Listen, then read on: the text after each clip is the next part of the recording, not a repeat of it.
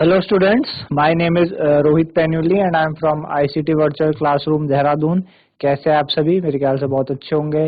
हम बात कर रहे हैं क्लास 8th साइंस की और आज हमने स्टार्ट करना आपका पहला chapter crop production and management, है ना। समझेंगे कि कैसे क्रॉप्स जो होती है प्रोड्यूस की जाती है और फिर किस तरीके से उसका मैनेजमेंट करते हैं। यही सारा आपके चैप्टर में दिया गया है। तो सिस्टम वाइज पढ़ेंगे, क्या क्या चीजें आपको सिस्टमेटिक दी गई है और उस हिसाब से हम चलेंगे। तो उसको समझने के लिए चलेंगे बच्चों स्मार्ट बोर्ड की तरफ। तो चैप्टर नंबर फर्स्ट है, पहला चैप्टर हम स्टार्ट कर रहे हैं आपके साइंस का, crop production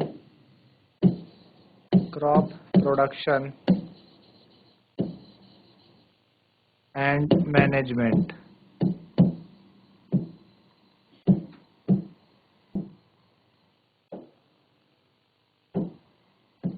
crop production and management, ठीक है। ये मैं स्टार्ट करने जा रहे हैं कि होता क्या है क्रॉप प्रोडक्शन एंड मैनेजमेंट, ठीक है ना।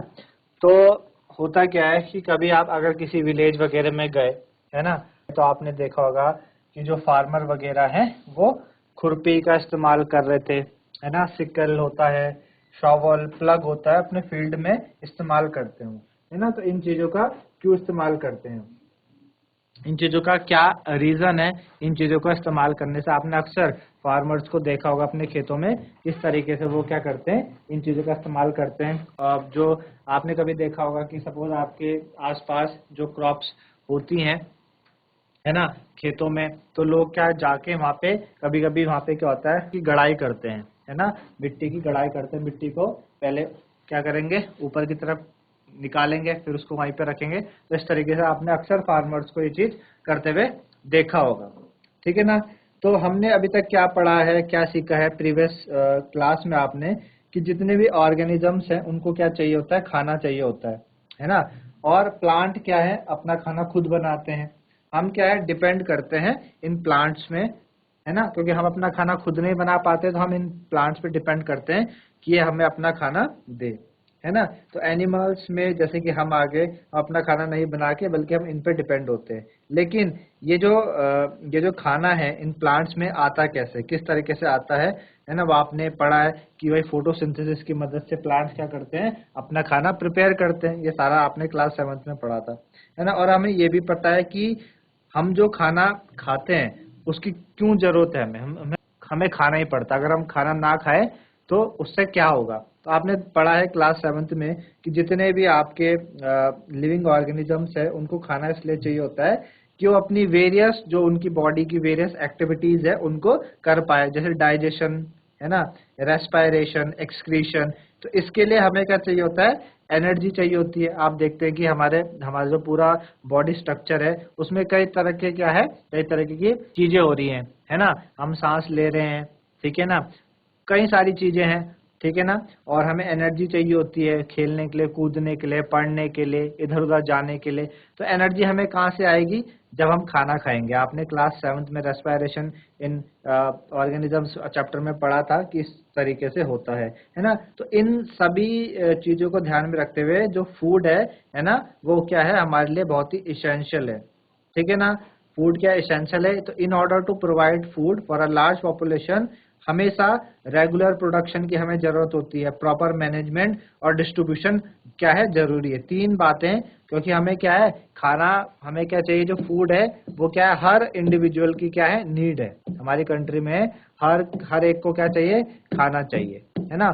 फूड हर एक को चाहिए, फूड, और फूड हर एक को चाहिए। और हमारे भारत में क्या है पॉपुलेशन इतनी ज्यादा है, तो उस इतनी लार्ज पॉपुलेशन के खाना प्रोवाइड करने के लिए हमें तीन बातों का ध्यान रखना होता है कि एक तो रेगुलर प्रोडक्शन होता रहे, रेगुलर प्रोडक्शन हो, है ना। भाई जो प्लांट्स वगैरह है उनसे हमें रेगुलर खाना मिलता जाए। एक तो रेगुलर प्रोडक्शन, पहली बात कि रेगुलर प्रोडक्शन हो। दूसरी बात कि प्रॉपर मैनेजमेंट हो, प्रॉपर मैनेजमेंट हो, ठीक है। और तीसरी बात क्या हो कि उसका डिस्ट्रीब्यूशन भी प्रॉपर हो,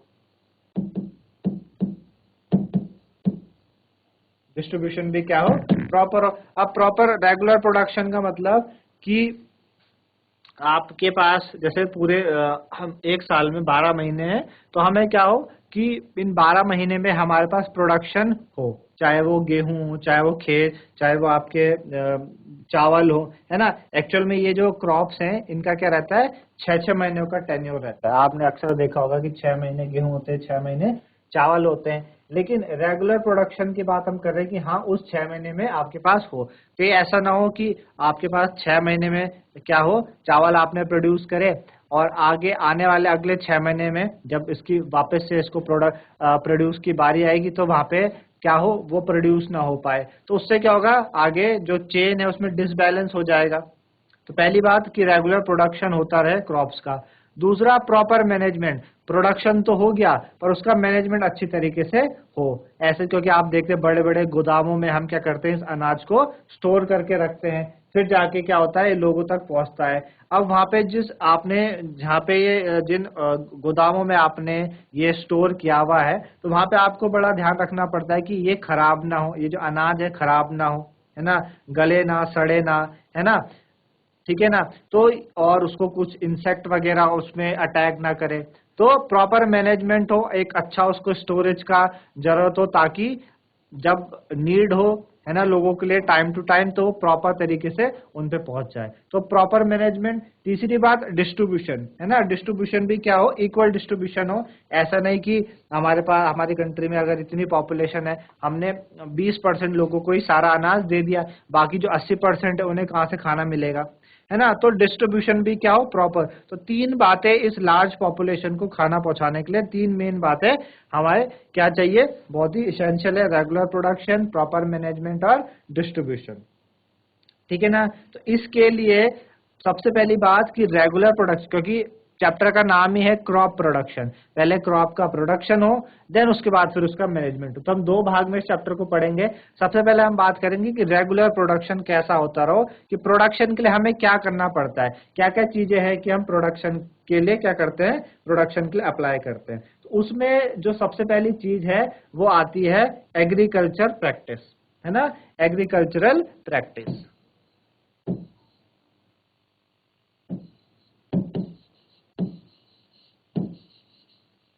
एग्रीकल्चरल प्रैक्टिस,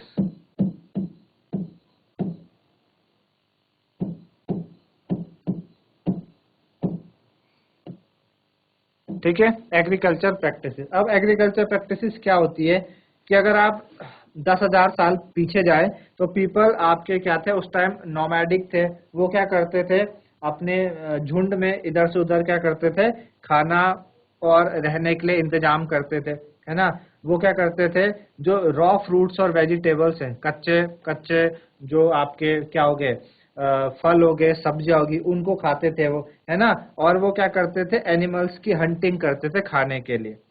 लेकिन उसके बाद क्या हुआ, जैसे जैसे जैसे जैसे समय बीतता गया तो उन्होंने क्या करना स्टार्ट किया, लैंड को कल्टीवेट करना स्टार्ट किया। जब उन्होंने लैंड को कल्टीवेट किया तो क्या प्रोड्यूस करा उन्होंने, उन्होंने राइस प्रोड्यूस करी, वीट प्रोड्यूस करी, है ना, और कई भी सारे अदर क्रॉप्स प्रोड्यूस करे।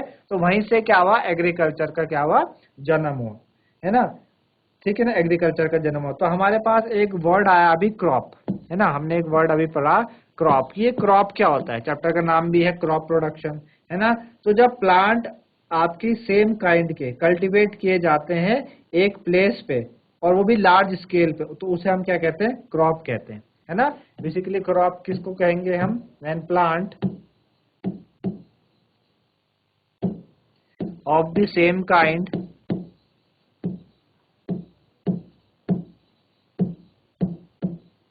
when plant of the same kind are cultivated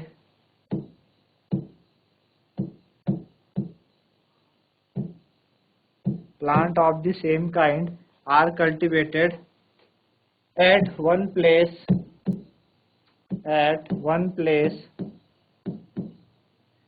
on a large scale, on a large scale, ठीक है, it is called crop, it is called crop। तो उसे हम क्या कहते हैं, क्रॉप कहते हैं। आई बात समझ में आपको, है ना, जब प्लांट एक ही तरीके के प्लांट को आप एक ही जगह पे कल्टीवेट करते हो, वो भी काफी काफी बड़े स्केल में, है ना, उसे हम क्या कहते हैं, क्रॉप कहते हैं। ठीक है ना, जैसे कि एग्जांपल के लिए आपके पास जो अगर क्रॉप ऑफ व्हीट है, सपोज आपके पास क्या क्रॉप ऑफ व्हीट है, तो इसका मतलब क्रॉप ऑफ व्हीट का मतलब कि जितने प्लांट्स है ना, वो क्या हो रहे हैं, एक फील्ड में ग्रो कर रहे हैं, और वो सारे के सारे क्या है, आपके व्हीट के हैं, है ना। जैसे कि मैं आपको दिखाना चाहूँ यहाँ पे, ये क्या है, आपकी क्रॉप ऑफ व्हीट है।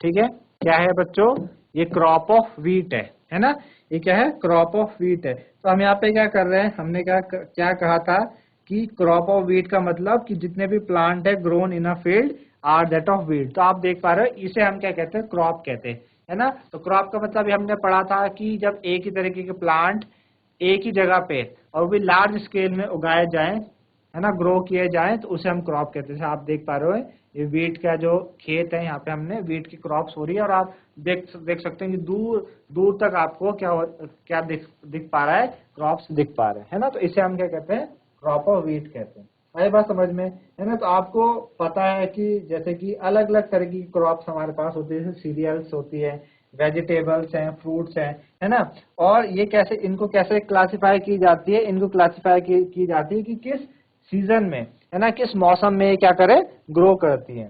ठीक है ना। तो इंडिया क्या है, इंडिया एक वास्ट कंट्री है। आपको पता है कि जो इंडिया है वो एक क्या है, वास्ट कंट्री है, और वास्ट कंट्री होने से यहाँ पे अलग अलग सीजन्स आपको देखने को मिलते हैं, अलग अलग टेम्परेचर आपको देखने को मिलते हैं, ये सारी चीजें हैं। ह्यूमिडिटी आपको अलग अलग देखने को मिलेगी, रेनफॉल, है ना, वो रीजन टू रीजन वेरी करेगी। अगर आप नॉर्थ में है, हमारे इस वाले पार्ट में है, नॉर्थ में, है ना, तो यहाँ पे आपको अलग चीजें, अलग इन्वायरमेंट आपको देखने को मिलेगा। आप साउथ की तरफ जाएं, वहाँ पे आपको अलग इन्वायरमेंट देखने को मिलेगा। आप अगर मिडिल इंडिया की तरफ जाएं तो आपको अलग, ईस्ट या वेस्ट में जाएं आपको अलग अलग चीजें देखने को मिलेगा। तो उस हिसाब से अकॉर्डिंगली क्या होता है कि एक क्या रिच वैरायटी ऑफ क्रॉप्स आपको देखने को मिलती है, अलग अलग पार्ट ऑफ आवर कंट्री में अलग अलग तरह की क्रॉप हमें देखने को मिलती है। तो इस डाइवर्सिटी को लेके जो क्रॉप्स हैं वो दो भागों में डिफाइंड की जाती है, दो पैटर्न्स में क्रॉपिंग पैटर्न्स को हम आइडेंटिफाई करते हैं। दो उसमें हम क्रॉपिंग पैटर्न्स को क्या करते हैं, आइडेंटिफाई करते हैं। ठीक है ना, दो पैटर्न में। तो सबसे पहला जो हमारे पास है वो दो तरीके से कैसे हैं, एक तो आपके क्या हो गई, खरीफ क्रॉप्स, एक होती है आपके रबी क्रॉप्स। ठीक है ना, एक क्या होती है खरीफ, एक होती है आपके पास रबी क्रॉप्स। ठीक है ना, ठीक है ना, रबी क्रॉप्स होती हैं। तो सबसे पहले हम बात करेंगे खरीफ क्रॉप्स की।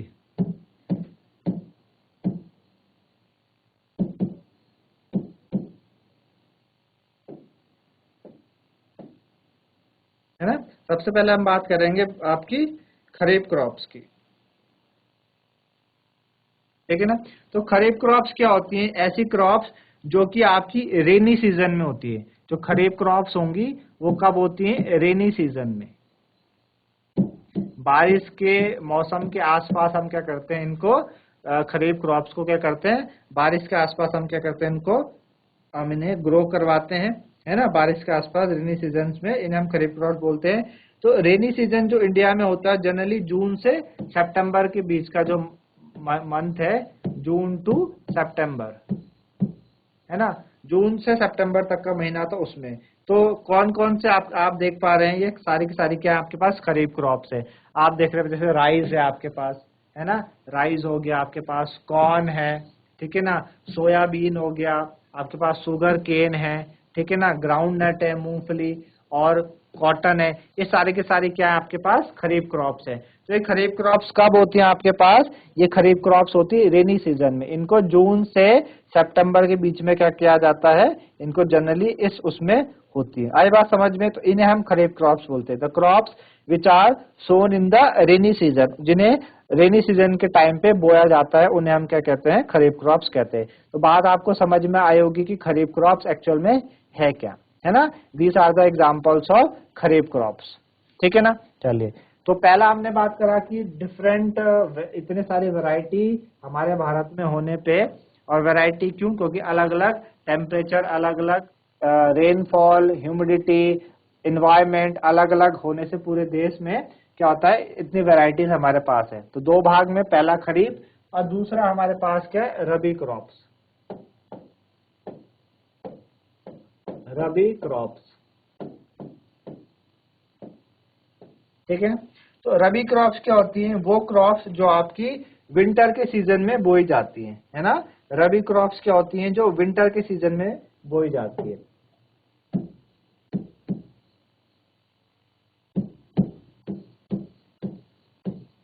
क्या होती है, विंटर के सीजन में जो होती है उन्हें हम क्या कहते हैं, रबी क्रॉप्स कहते हैं। और विंटर का सीजन कब है आपके पास, अक्टूबर से लेके मार्च तक का,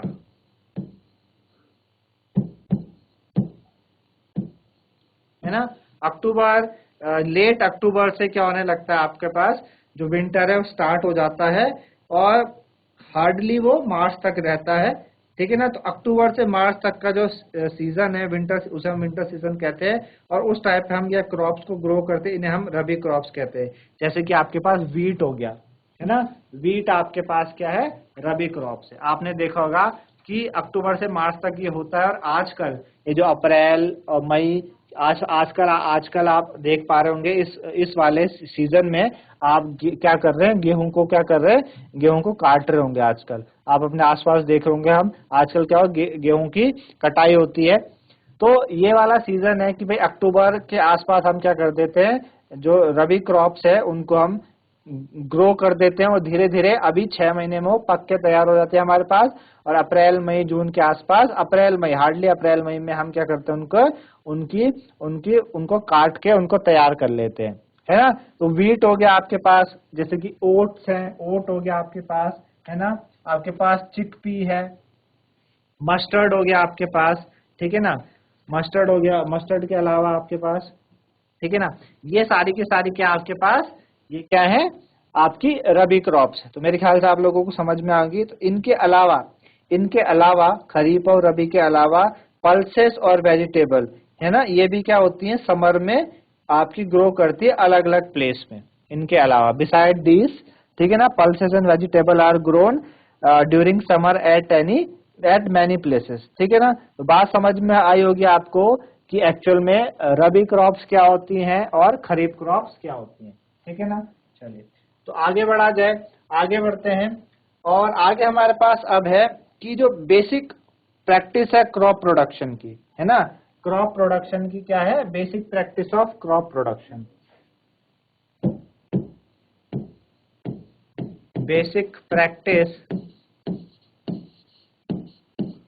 basic practice of crop production, है ना।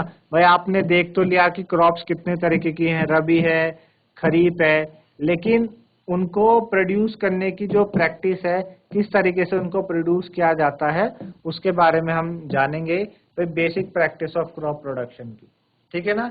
तो basic production of crop production में क्या होता है कि, अच्छा उससे पहले अगर आपसे कुछ चीज पूछा जाए कि जो पैडी है ना, पैडी क्या है, आपकी एक तरीके की खरीफ क्रॉप है।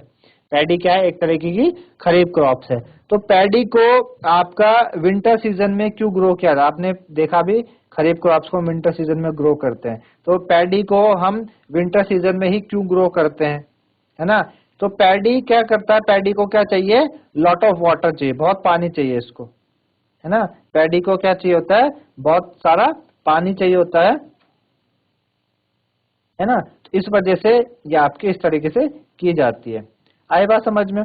चलिए, तो कल्टीवेशन ऑफ क्रॉप्स में क्या होता है, आपके पास सर्वल जो एक्टिविटीज है वो फार्मर क्या करता है, उनको अडॉप्ट करता है समय के अनुसार, ठीक है ना। आपने देखा होगा कि अलग अलग एक्टिविटीज, है ना, जो गार्डनर, जो आपके घरों में सपोज गार्डनर वगैरह आता है, आपके घर में अगर छोटा सा आंगन वगैरह होगा और वह आपने कुछ फूल वगैरह बोए होंगे, तो जैसे गार्डनर करता है लगभग वैसी प्रैक्टिस कौन करते हैं, फार्मर भी करते हैं। फार्मर भी अपने खेतों में जाएंगे, वो भी गड़ाई बुड़ाई करते हैं। इसी तरीके से जो गार्डनर होते हैं हमारे आंगन के आसपास, छोटे छोटे पार्क में, वो भी गड़ाई बुड़ाई करते हैं, है ना। तो ये जो एक्टिविटीज हैं और ये जो टास्क है, इनको हम क्या कहते हैं, एग्रीकल्चर प्रैक्टिसेस कहते हैं, है ना। तो ये बेसिक प्रैक्टिस है क्रॉप प्रोडक्शन की। तो कौन कौन सी ऐसी प्रैक्टिस है क्रॉप प्रोडक्शन की, कौन कौन सी ऐसी प्रैक्टिस है जिन्हें हम करते हैं क्रॉप प्रोडक्शन की, कौन कौन सी प्रैक्टिस है। तो क्रॉप प्रोडक्शन की बेसिकली हमारे पास 7 ऐसी प्रैक्टिस है। पहला, प्रिपरेशन ऑफ सॉइल। सॉइल को क्या किया जाता है, प्रिपेयर किया जाता है ना। सॉइल को हम क्या करते हैं, पहले प्रिपेयर करते हैं। सबसे पहला आपने सॉइल को प्रिपेयर कर लिया, ठीक है ना। अच्छा, हम अलग अलग पॉइंट को डिस्कस करेंगे आने आगे चैप्टर में। अभी आपको बता रहे हैं कि 7 मेजर पॉइंट जो हम यूज करते हैं एग्रीकल्चर प्रैक्टिसेस में, वो कौन कौन से है। तो पहला तो हो गया प्रिपरेशन ऑफ सॉइल। दूसरा, सोइंग। पहले हमने सॉइल को क्या कर दिया, अच्छे से तैयार कर दिया। जैसे अगर आप अपने घरों में क्या करते हैं, अपने घर में आप सपोज आपको अपने घर में एक गमले में क्या लगाना है, एक पौधा लगाना है, कोई फूल का पौधा, तो आप पहले सॉइल को क्या करेंगे, अच्छे से तैयार कर लेंगे। पहली बात आपने कर लिया। दूसरी बात क्या करते हैं, सोइंग करते हैं। सोइंग का मतलब हम क्या करते हैं, उसको बीज वगैरह डालते हैं, ये सारी चीजें होती हैं। तीसरी बात क्या करते हैं हम, एडिंग मैन्योर एंड फर्टिलाइजर। हम क्या करते हैं, खाद वगैरह डालते हैं, फर्टिलाइजर डालते हैं, ताकि जो प्लांट को जो नेसेसरी चीजें चाहिए वो उसको मिल पाए। जैसे हमें खाना, हमें क्या चाहिए, खाना चाहिए भाई। हमारे लिए खाना क्या है, बहुत ही इंपॉर्टेंट है। अगर हमें खाना मिलता रहे तो हमें एनर्जी मिलती रहेगी। ऐसी प्लांट को ग्रो करने के लिए न्यूट्रिएंट्स की जरूरत होती है ना, न्यूट्रिशन की जरूरत होती है ना, नाइट्रोजन की जरूरत होती है, कई सारी चीजों की इनको जरूरत होती है। आप देखते हैं कि जो हम खाना खा रहे हैं ना, हम खाना खाते हैं तो उसमें क्या है, प्रोटीन वगैरह है, कार्बोहाइड्रेट्स हैं, वो कहाँ से आ रहे हैं, क्योंकि उनको प्लांट्स के अंदर वो ग्रो करते हैं, वो उनको भी चाहिए अपनी प्रोडक्शन के लिए, है ना। तो हमें क्या करना होता है, मैन्योर और फर्टिलाइजर डालना होता है, ठीक है ना। दूसरी बात, इरिगेशन। फिर हम क्या करते हैं, इरिगेशन करते हैं। आप उसको पानी देते रहे, रेगुलरली क्या करते रहते हैं, आप पानी देते रहते हैं, ताकि पानी देने से क्या हो, उसको टाइम टू टाइम जो उसकी पानी की कमी है वो पूरी होती जाए, ठीक है ना। अगली बात हम क्या करते हैं, प्रोटेक्टिंग फ्रॉम वीड्स। वीड्स से उसको बचाते हैं। वीड्स क्या होती हैं, वीड्स आपके अनवांटेड मटेरियल्स होते हैं, अनवांटेड मटेरियल्स।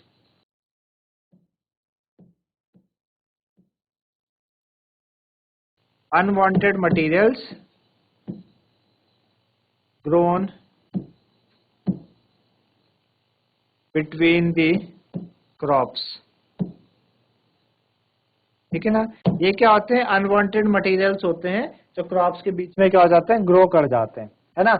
आपने अक्सर देखा होगा, आप अपने घरों में जाओ और वहां पे अगर आपका छोटा सा आंगन है और वहां पे आपने सपोज कुछ चीजें क्या की हैं, बोई है, तो आप देखते हैं वहां पे ना घास फूस वगैरह अपने आप ही जमने लग जाती है। तो वो अनवांटेड मटेरियल्स है, उन्हें हम क्या कहते हैं, वीड्स कहते हैं। और उन अनवांटेड मटेरियल्स को हमें क्या करना होता है, टाइम टू टाइम हटाना चाहिए, है ना। अगर हम उन्हें टाइम टू टाइम नहीं हटाएंगे तो वो एक क्या हो जाएगा, हमारे लिए, हमारी जो मेन क्रॉप्स है उनके लिए सरदर्द बन जाएगा। सरदर्द कैसे, कि भाई जिस जगह पे वो है, अब क्रॉप्स को क्या चाहिए, पानी चाहिए, न्यूट्रिशन चाहिए। अब उसी के सामने कोई अनवांटेड मटेरियल आके बैठ गया, तो वो, अब वो क्या होगा, जो पानी था उस प्रॉपर जगह पे वो बट जाएगा, थोड़ा क्रॉप ले लेगा, थोड़ा वो ले लेगा, मतलब जो पूरा क्रॉप्स के लिए था पहले उसको मिलना चाहिए था, वो अब उसको नहीं मिलेगा। वीड्स भी क्या कर लेगा, उसमें अपना हिस्सा ले लेगा। तो उन अनवांटेड मटेरियल्स को हमें हटाना पड़ता है, ताकि जो पूरा प्रॉपर जो ऑक्सीजन हो, जो वाटर हो, न्यूट्रिशन हो, वो क्रॉप्स को, पर्टिकुलरली क्रॉप्स को पूरा मिले, उसे हम वीड्स कहते हैं। और उसको टाइम टू टाइम हमें हटाना पड़ता है। अगली बात है हार्वेस्टिंग। आपने सॉइल को प्रिपेयर तो कर लिया, आपने बीज भी बो दिया, है ना। बीज बोने के बाद आपने उसमें मैन्योर और फर्टिलाइजर डाल दिया ताकि वो अच्छे से ग्रो करे। उसके बाद आपने उसको पानी भी दिया, इरिगेशन भी आपने करी, टाइम टू टाइम पानी दिया। उसके बाद आपने उनको अनवांटेड मटेरियल वीड से भी बचाया ताकि वो और अच्छे से ग्रो करे। अब ग्रो करने के बाद आपके पास फसल क्या हो गई, पक्के तैयार हो गई। तो उसको क्या किया जाता है, हार्वेस्ट किया जाता है। हार्वेस्ट मतलब उसकी कटाई की जाती है। जैसे कि अभी मैंने आपको बताया कि अक्टूबर से और मार्च तक का महीना में क्या होता है, आपकी जो रबी क्रॉप्स हैं, यानी जो वीट है, गेहूं है, वो आपके ग्रो करती हैं। और फिर ग्रो कर गया, आपने ग्रो किया, है ना, तो आपने क्या किया होगा, उसको करने के लिए सबसे पहले आपने अक्टूबर से थोड़ा पहले आपने खेत वगैरह अच्छे से तैयार किए होंगे। देन आपने फिर जो गेहूं के बीज है उन्हें डाले होंगे। फिर आपने मैन्योर और फर्टिलाइजर ऐड किया होगा, है ना, फिर आपने उनको पानी दिया होगा, देन आपने टाइम टू टाइम वहां पे जो वीड्स थी, अनवांटेड मटेरियल्स थे, उनको हटाया होगा, है ना। ये सब करने के बाद अब जाके इस मंथ में, इस वाले जो मंथ है मार्च के बाद, आपके पास जो फसल है वो पक्के क्या हो गई, तैयार हो गई, फसल पक्के अभी तैयार होगी। अब उस फसल की हमें कटाई करनी है, तो उसे हम क्या कहते हैं, हार्वेस्ट कहते हैं। तो हम क्या करेंगे, हार्वेस्ट करेंगे, हार्वेस्टिंग करेंगे। हो गई हार्वेस्ट, आपने कटाई कर दी, है ना, सारे खेत में से आपने गेहूं को अलग कर दिया, हार्वेस्ट कर दिया। हार्वेस्ट करने के बाद देन फिर लास्ट हमारे पास क्या बचता, स्टोरेज। आपके घर में क्या स्टोर बना है ना, और वहां पे हम क्या कर देते, जो हमारे पास गेहूं वगैरह आए, हमने उनको क्या कर दिया, जाके क्या कर दिया, स्टोर कर दिया। तो ये कुछ 7 चीजें हैं जो हमें क्या होती है, अपनानी पड़ती है क्रॉप को प्रोड्यूस करने के लिए, है ना। तो इन बेसिकली इन 7 चीजों पे अगर आप अच्छे से चलें तो आपको क्या मिलेगा, आपको क्या होगा, अच्छे से चीजें मिल जाएंगी, ठीक है ना। अच्छे आपकी क्रॉप्स का जो प्रोडक्शन है वो अच्छा करेगा, है ना। तो इसी तरीके से क्या होता है, आपने बड़े बड़े स्टेट्स हैं जहाँ पे अनाज होता है, जैसे पंजाब जैसे फेमस है, हरियाणा फेमस है, वहाँ पे जो किसान वगैरह हैं उनके पास क्या होता है, कई एकड़ जमीन है, और कई एकड़ जमीन में वो क्या करते हैं, इस तरीके की प्रैक्टिस, एग्रीकल्चर प्रैक्टिस को अपनाते हैं, और देन क्रॉप्स का प्रोडक्शन करते हैं, है ना। उस क्रॉप्स का प्रोडक्शन करने के बाद ये 7 चीजों पे ध्यान देके लास्ट में वो अपने लिए क्या करते हैं, अपने जितना उनकी यूज का जो अनाज है उसको अपने लिए अलग रख लेते हैं, और बाकी जो बचा है वो क्या कर देते हैं, मार्केट में उसको सेल कर देते हैं, है ना। गवर्नमेंट के अथॉरिटीज क्या करते हैं, उनको खरीद लेती है, और देन फिर वो जब गवर्नमेंट अथॉरिटीज को खरीद लेती है तो एक्चुअल में जो प्लांट्स है उनको क्या उसका उसका क्या होता है, प्राइस भी मिलता है ना। क्योंकि वो सारा का सारा जो फार्मर्स है, सारा का सारा खेती पे डिपेंड करते हैं, उनकी अपनी कोई क्या है, कोई जॉब वगैरह नहीं है कि जिससे वो सरवाइव कर पाए। तो बेसिकली सारा का सारा किस पे डिपेंड रहते हैं, उन खेती में रहते हैं, क्रॉप्स में डिपेंड करते हैं। अब जब वो गवर्नमेंट अथॉरिटीज के पास, आपके पास क्या पहुंच गया, वो अनाज पहुंच गया, तो वो जिम्मेदारी गवर्नमेंट अथॉरिटीज की बनती है कि किस तरीके से उनको क्या किया जाए, प्रॉपर उसका मैनेजमेंट किया जाए। जैसे हमने सबसे पहले बात की थी, फूड के 3 भाग हमने पढ़े थे। पहला कि प्रोडक्शन, रेगुलर प्रोडक्शन हो तो प्रोडक्शन फार्मर करके दे रहा है ना। दूसरी बात, फार्मर्स ने उसको वहां तक पहुंचाया अथॉरिटीज के पास, अब उनका काम है कि उसको प्रॉपर क्या करे, उसको प्रॉपर स्टोरेज कर पाए उसका, है ना। प्रॉपर स्टोरेज करने के बाद फिर उसका डिस्ट्रीब्यूशन होता है। तो इस तरीके से पूरी जो साइकिल है वो क्या करती है, चलती है ना। पूरी साइकिल इस तरीके से चलती है। तो इसी को बेसिकली हम क्या कहते हैं, क्रॉप प्रोडक्शन हम कहते हैं। तो इस तरीके से बच्चों आप लोगों को समझ में आएगा आज क्रॉप प्रोडक्शन एंड मैनेजमेंट में जितना हमने पढ़ा, है ना, कई सारी बातें हमने सीखी। तो इसी तरीके से आप इसको पढ़ते रहिए। पहला चैप्टर है आपका, और सेशन का नया सेशन स्टार्ट हुआ आपका, तो अच्छे से आप अभी से पढ़ेंगे, आने वाले टाइम में आपको चीजें ध्यान में रहेंगी। तो आज के लिए इतना ही था। धन्यवाद। Have a nice day.